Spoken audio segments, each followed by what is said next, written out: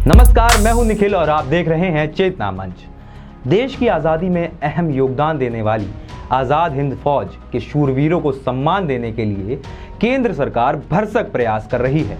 दिल्ली के India gate पर नेताजी सुभाष चंद्र बोस की प्रतिमा का अनावरण कर प्रधानमंत्री नरेंद्र मोदी ने पिछले दिनों ये संदेश देने का प्रयास भी किया है, लेकिन अभी भी उन गुमनाम शहीदों को सम्मान मिलना बाकी है जो लौट कर घर ना आ पाए।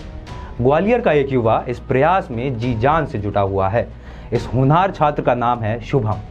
शुभम से हमारे पॉलिटिकल एडिटर राजकुमार चौधरी ने खास बातचीत की। देखिए हमारी ये। नमस्कार दोस्तों, मैं हूं राजकुमार और आप देख रहे हैं चेतना मंच। मैं इस समय आईआईटी दिल्ली के कैंपस में हूं। मेरे साथ मौजूद हैं शुभम।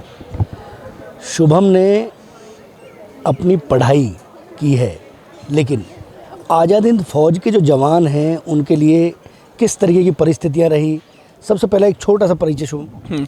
सर, मेरे जो ग्रेट ग्रैंड अंकल थे, परदादा जी के छोटे भाई, वो आज़ाद हिंद फौज में लेफ्टिनेंट कर्नल थे। उनको नेताजी का मिलिट्री सेक्रेटरी होने का सौभाग्य मिला और उसके बाद में वो डेप्यूटी ब्रिगेड कमांडर रहे आज़ाद हिंद फौज की स्पेशल फोर्सेस, जिसको बोलते हैं बहादुर ग्रुप। उन्होंने मोइरांग में जो है झंडा लहराया था उस टाइम पे। और उसके अलावा मेरे जो मतलब फैमिली के और भी मेरे ग्रेट ग्रैंड फादर ने खुद ने कोर ऑफ सिग्नल्स जबलपुर में एज अ मेजर रिवोल्ट किया था, मेजर केपी शर्मा ने, जब उनके छोटे भाई लेफ्टिनेंट कर्नल कुंवर बहादुर शर्मा जो आज़ाद हिंद फौज में थे, उन पे दिल्ली लाल किले में तीसरा ट्रायल, टोटल 10 कोर्ट मार्शल हुए थे। पहला ढिल्लन सहगल शाहनवाज का, दूसरा अपना इनका अब्दुल रशीद फ़तेह खान और शिंगारा सिंह का, और तीसरा कोर्ट मार्शल जो था वो मेरे ग्रेट ग्रैंड अंकल पे भी चला था। ग्रेट ग्रैंड अंकल पे जब कोर्ट मार्शल की बात आई तो मेरे ग्रेट ग्रैंड फादर ने रिवोल्ट किया था। किस लिए हुआ कोर्ट मार्शल? वो आज़ाद हिंद फौज में थे, इस वजह से उनके ऊपर विद्रोह करने का और भारत की ये महारानी के खिलाफ जो है लड़ने का। ग्वालियर से बिलोंग करते हैं शुभम, ग्वालियर के रहने वाले हैं जी। जो इस समय आज़ाद हिंद फौज के जो रणबांकुर अभी बचे हुए हैं उसके बारे में आपने बड़ी स्टडी की है। क्या चीज़ें, कुछ ऐसे तथ्य जो निकल के आ रहे हों जिन्हें आप शेयर कर सकें? हाँ सर, मैं ये चाहता हूँ कि अभी जैसे हमारे पे बहुत गिने चुने आईएनए वेटरन रह गए हैं, और उसके अलावा जापान में लेफ्टिनेंट जनरल इवाइची फूजीवारा, जिन्होंने आज़ाद हिंद फौज रेस कराई थी, तो उनकी ग्रैंड डॉटर मेरे टच में हैं, काना किटाजावा टोमीजावा। तो वहाँ पे भी मुझे पता लगा है कि कुछ इम्फाल कोहिमा कैंपेन के कुछ अफसर जो आज़ाद हिंद फौज के साथ थे वो आज भी ज़िंदा हैं। तो जितने अभी इस समय आईएनए और उससे एसोसिएटेड लोग ज़िंदा हैं, मेरा मन है कि अगर सरकार हो सके तो एक स्टडी पैनल जो है अपॉइंट कर दे 12-13 लोगों का, तो वो 2 से 3 साल के लिए जो है अपना वो सारा इनसे डॉक्यूमेंट करके उसके रिपोर्ट्स सबमिट करे, जिससे कि आईएनए का जो एक स्वर्णिम इतिहास है वो डॉक्यूमेंट अच्छे से किया जा सके। अच्छा, सरकार फिलहाल कर क्या रही है आईएनए के लिए? सर, सरकार ने अभी जैसे नेताजी की मूर्ति लगाई है वो वहाँ पे, वो जबकि वहाँ किसी ज़माने में किंग जॉर्ज 5 की हुआ करती थी, तो एक बेहद ही अच्छा कदम है, बेहद प्रशंसनीय कदम है। लेकिन साथ ही साथ मैं ये भी चाहूँगा कि फंक्शंस तो होते रहें आईएनए पे, ही अच्छी बात है, लेकिन जो जीवित आईएनए सेनानी हैं, मैंने एक चीज़ देखी है कि आईएनए के से 3 अफसरों को, जैसे कर्नल गुरबख्श सिंह ढिल्लन,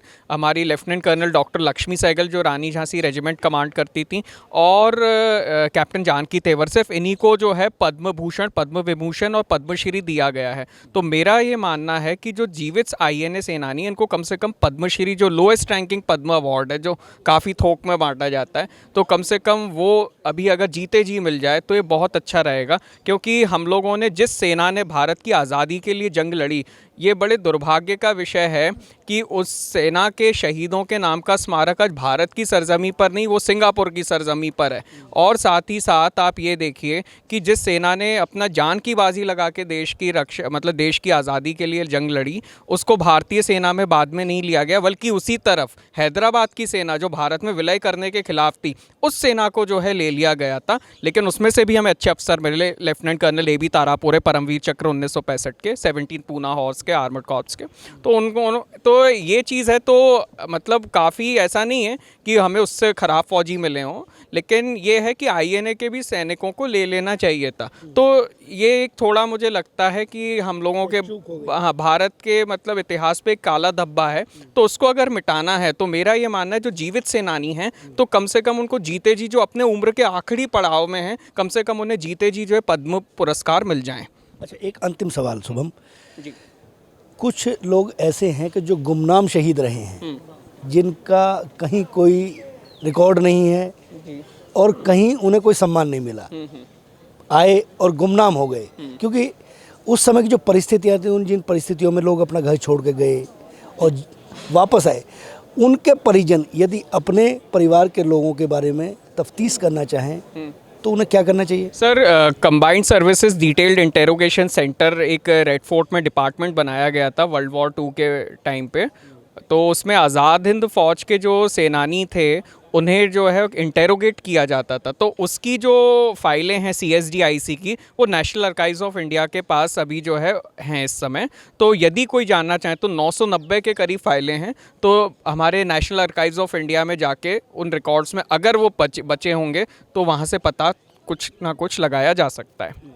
सरकार अपने स्तर पर कुछ काम कर रही है, शायद संस्कृति मंत्रालय शायद कुछ कदम उठा चुका है। सर, संस्कृति मंत्रालय ने उठाए तो हैं, लेकिन वो कदम जो है सिर्फ उनके फंक्शनों तक सीमित रहते हैं, जैसे अभिलेख करना और भी चीज़ें। इन सब के ऊपर संस्कृति मंत्रालय को काम करना बहुत आवश्यक है ना। अब जैसे मैं आपको बताता हूँ, जो संग्रहालय है दिल्ली लाल किले में, उसमें बहुत सी चीज़ें अभी और भी रखी जानी बाकी हैं, ठीक है। तो मैं ये चाह रहा था कि सरकार उसको एक्सपेंशन करा के उसमें दिल्ली लाल किले को संग्रहालय जो है उसको और अच्छे से मतलब डेवलप करे, उसका और अच्छे से विकास हो। लेकिन क्या है कि हमारे यहाँ पे ऐसा है कि एक बार काम कर दिया सो कर दिया, वो फाइलों पे हो जाता है, तो उसके बाद में फिर हम लोग और उसमें जो है सुधार करना चाहें तो वो हमारी फितरत में नहीं है हिंदुस्तानियों के। तो वही बात आ जाती है। जिन अधिकारियों को गंभीर मसलों को सुलझाने या इन गुमनाम शहीदों के बारे में तफ्तीश करने की जिम्मेदारी दी गई है, उन्हें जिम्मेदारी से काम करना चाहिए,